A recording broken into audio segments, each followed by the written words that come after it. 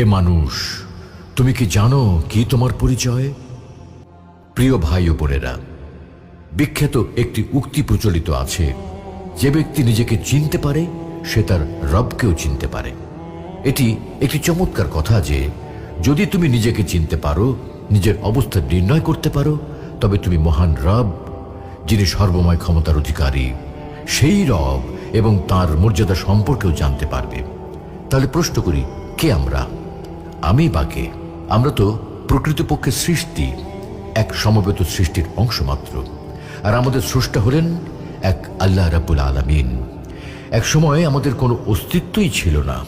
মহান আল্লাহ রাব্বুল আলামিন আমাদেরকে অস্তিত্বে এনেছেন, তার ইচ্ছে মতো সুন্দর আকৃতিতে তৈরি করেছেন, অতঃপর সেই আকৃতির মধ্যে প্রাণ সঞ্চার করেছেন। যেমন আল্লাহ তাআলা ইরশাদ করেন, অর্থাৎ মানুষের উপর